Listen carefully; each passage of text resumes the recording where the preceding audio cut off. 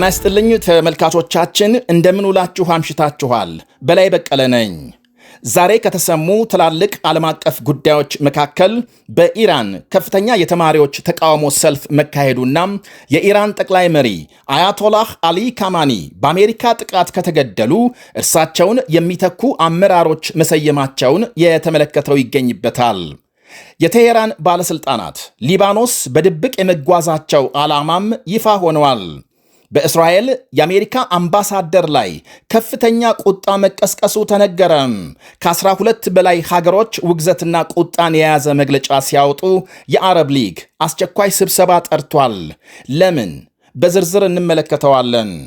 የአሜሪካ ፕሬዝዳንት ዶናልድ ትራምፕ መኖሪያ ቤት ግድያ መፈጸሙ እየተነገረ ነው። ወደ ኋላ እንነግራችኋለን ምን እንደተፈጠረ። ከዩክሬንና ሌሎች መረጃዎችም ደርሰውናል። አብራችሁን እንድትቆዩ ጋብዛለሁ።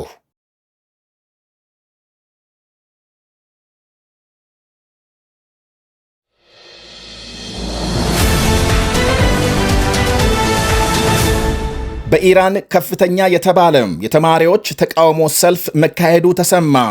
ባለፈው ወር የተቀሰቀሰን ህዝባዊ አመጽ መንግስት በኃይል ካስቆመ ወዲህ ያሁኑ የተማሪዎች ሰልፍ ከፍተኛ መሆኑ ተነግሯል። የበርካታ ዩኒቨርሲቲ ተማሪዎች በዋና ከተማ ቴሄራን የተቃውሞ ሰልፍ ሲያካሄዱ የሚያሳዩ ምስሎች ይፋ ሆነዋል።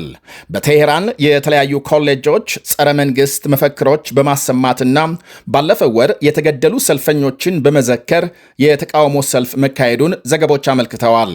ተማሪዎቹ ሞት ላምባገነን፣ ነጻነት፣ ተማሪዎች ለመብታችሁ ጩሁ የሚሉና ሌሎች መፈክሮችን ያሰሙ ሲሆን ተቀናቃኝ የመንግስት ደጋፊዎች በሌላ በኩል ተማሪዎቹን ለመተናኮል ሙከራ ማድረጋቸው ታውቋል።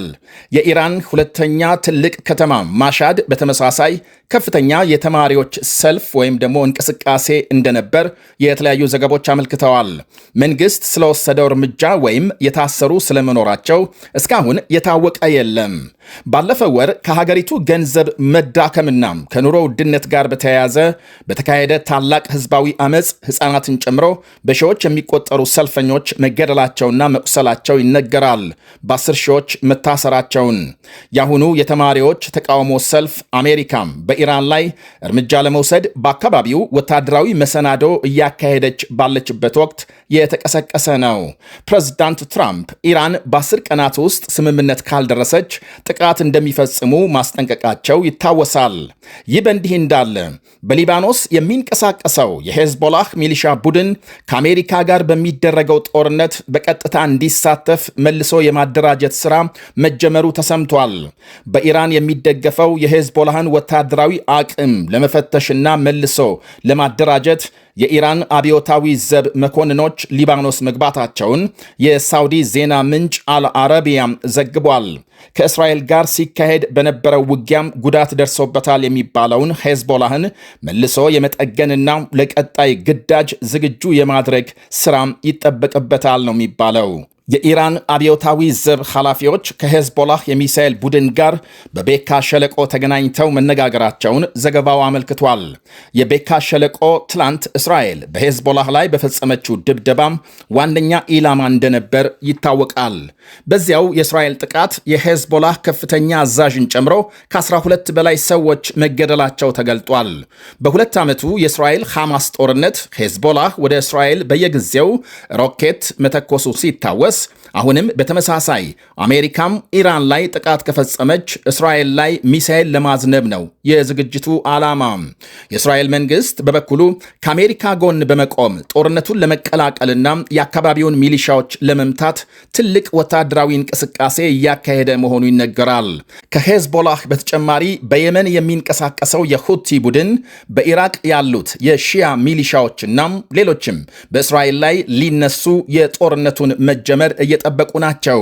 ፕሬዝዳንት ትራምፕ ወታደራዊ ዘመቻውን ሊያስጀምሩ ከጫፍ ደርሰዋል ቢባልም ልዩ ልዑካቸው ስቲቭ ዊትኮቭና የልጃቸው ባል ጃሬድ ኩሽነር ኢራን ያዘጋጀችውን ሰነድ እንድታቀርብ የጥቂት ቀናት ጊዜ እንዲሰጣት ትራምፕን መጠየቃቸው ተነግሯል። በሌላ ዜና የኢራን ጠቅላይ መሪ አያቶላህ አሊ ካማኒ እርሳቸው ቢገደሉ ረዳቶቻቸው እንዴት ተክተው እንደሚሰሩ መመሪያ መስጠታቸው ተነግሯል። ኒውዮርክ ታይምስን ጠቅሰው የእስራኤል መገናኛ ብዙሃን ባሰራጩት ዘገባ ካማኒ በአሜሪካ ጥቃት ድንገት ከተገደሉ የረጅም ጊዜ ታማኛቸውና የአብዮታዊ ዘብ የቀድሞው አዛዥ አሊ ላርጃኒ ወዲያው እርሳቸውን ተክተው ሀገሪቱን እንዲመሩ ኃላፊነት እንደሰጧቸው ዘገባው አመልክቷል። ባለፈው ሰሞን የተካሄደውን ህዝባዊ አመፅ በኃይል የማስቆምና ከአሜሪካ ጋር በሚደረገው ድርድር ወሳኝ የኒኩሌር ጉዳዮችን የማቀናበር ሥራ የፈጸሙት ላርጃኒ መሆናቸውን ኒውዮርክ ታይምስ ከፍተኛ ከሆኑ የኢራን ባለሥልጣናት መረዳቱን ገልጿል።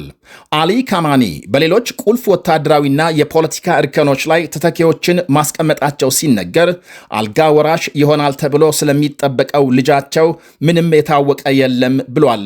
ይኸው የኒውዮርክ ታይምስ ዘገባ።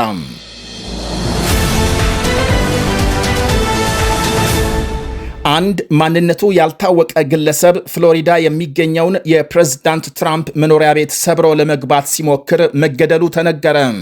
በሃያዎቹ የዕድሜ ክልል እንደሆነ የተነገረው ግለሰብ የትራምፕን መኖሪያ ሪዞርት አልፎ ሊገባ ሲል በአሜሪካ የደህንነት ሰራተኞች መገደሉ ከመገለጹ ውጪ ለምንና እንዴት ሊገባ እንደሞከረ በዝርዝር አልተገለጸም።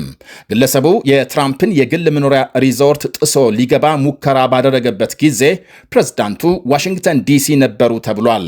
7 ሄክታር መሬት ላይ ያረፈውና 126 ክፍሎች ያሉትን ይህንኑ ቅንጡ መኖሪያ ሪዞርት የገዙት እንደ ፈረንጆቹ አቆጣጠር በ1985 እንደነበር ይነገራል። ትራምፕ ያኔ የተዋጣላቸው ነጋዴ በነበሩበት ዘመን።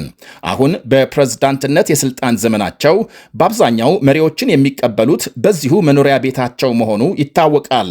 የቻይና ፕሬዝዳንት ሺ ጂንፒንግና የእስራኤል ጠቅላይ ሚኒስትር ቤንያሚን ኔታንያሁ በዚህ ትልቅ ሪዞርት ከተስተናገዱ የዓለም መሪዎች መካከል ይጠቀሳሉ።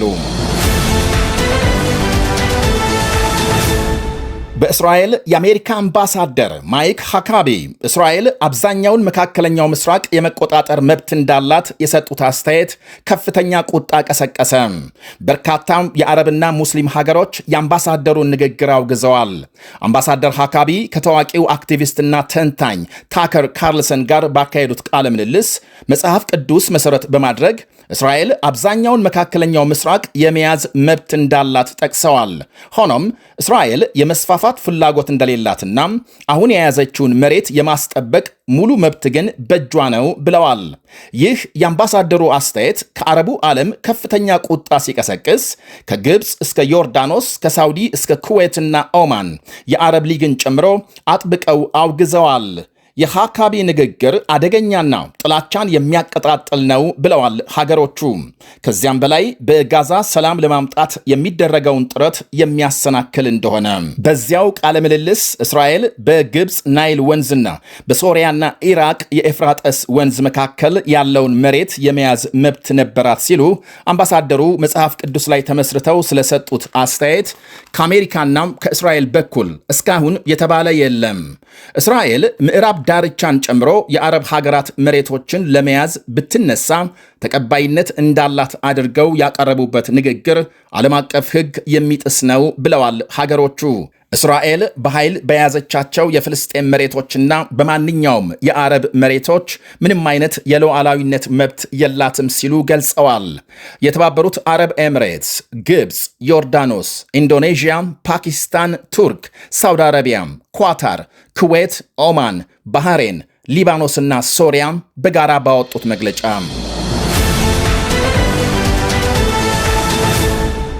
ፓኪስታን በጎረቤት አፍጋኒስታን ላይ በፈጸመችው የአየር ጥቃት 18 ሰዎች ሲገደሉ በርካቶች መቁሰላቸው ተነገረ። የፓኪስታን መንግስት ባወጣው መግለጫም በድንበር አካባቢ 7 የሚደርሱ የሚሊሻ ቡድኖች ጣቢያን ኢላማ ያደረገ ጥቃት መፈጸሙን ገልጧል። ጥቃቱን በጽኑ ያወገዘችው አፍጋኒስታን የሰላማዊ ሰዎች መኖሪያና የሃይማኖት ትምህርት ቤት መመታታቸውን ገልጻለች። በሁለቱ ሀገሮች መካከል ባለፈው ጥቅምት ተኩስ አቁም ቢደረስም ተግባራዊ ሳይሆን ቀርቶ አንደኛው ሌላው ላይ ጥቃት ሲፈጽሙ ቆይተዋል።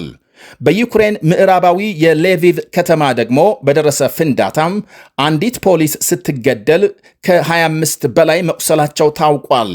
በሁለት ጓዳ ሰራሽ የተጠመዱ ፈንጂዎች የተፈጸመውን ጥቃት የዩክሬን ባለስልጣናት የሽብር ተግባር ብለውታል።